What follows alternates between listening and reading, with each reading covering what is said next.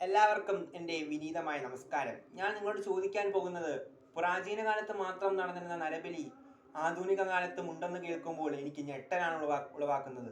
പുരോഗമനവാദികളും വിദ്യാസമ്പന്നരുമായി നിറഞ്ഞ നാട്, കേരളത്തെ ദൈവത്തിന് സ്വന്തം നാടെന്ന് വിശേഷിപ്പിച്ച നാട് എന്നിങ്ങനെ മാലോട് വിളിച്ചു പറയുമ്പോൾ നമുക്ക് അഭിമാനമായിരുന്നു ഉണ്ടായിരുന്നത്. പക്ഷേ ഇന്നത്തെ നാടെന്ന് പറയുമ്പോൾ അന്ധവിശ്വാസങ്ങളുടെയും ക്രൂരതകളുടെയും നാടാണ്. എന്തെന്നാൽ അന്ധവിശ്വാസങ്ങൾ കൂടി വരുന്നു. കഴിഞ്ഞ വർഷം നടന്ന എലന്തൂരിലെ നരബലിയും ഉൾപ്പെടെ അന്ധവിശ്വാസങ്ങളുടെ പേരിൽ കൂടിച്ചേർത്തവയാണ്. എന്തിനാണ് നമ്മൾ ഒരു ദൈവം എന്ന് വിശ്വസിച്ച് ദൈവത്തെ വിശ്വസിക്കുക, അല്ലെങ്കിൽ അന്ധവിശ്വാസങ്ങൾക്കെതിരെ പോവാതിരിക്കുക? അന്ധവിശ്വാസങ്ങൾ എന്ന് പറയുമ്പോൾ കൂടുതലാണ് നമ്മുടെ കേരള നാട്ടിലും ഇന്ത്യൻ സമൂഹത്തിലും അല്ലെങ്കിൽ ഇന്ത്യൻ ജനതയ്ക്കും ഉള്ളത്.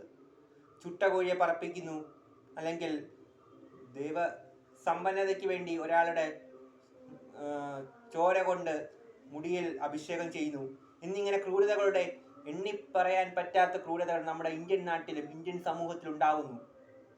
ഇതൊക്കെ എന്തിനാണ് ഇവിടെ നടക്കുന്നതെന്ന് എനിക്കിപ്പോഴും അറിയുകയില്ല.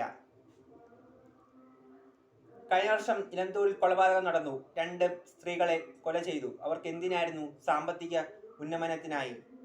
എന്തിനാണ് നിങ്ങൾ സാമ്പത്തിക ഉന്നമനത്തിനായി ഇത്രയും കഷ്ടപ്പെടുന്നത്? അധ്വാനിക്കുവാൻ മനസ്സുണ്ടെങ്കിൽ, ഏത് ജോലിയും ചെയ്യാൻ മനസ്സുണ്ടെങ്കിൽ നിങ്ങൾക്ക് സാമ്പത്തികം തനിയെ വന്നോളും. അല്ലാതെ അന്ധവിശ്വാസങ്ങളുടെ പ്രാചീന കാലത്തെ അന്ധവിശ്വാസങ്ങളെയും നരബലിയെയും കൂടെ കൊണ്ട് നടക്കാതെ ആധുനിക കാലത്തിലേക്ക്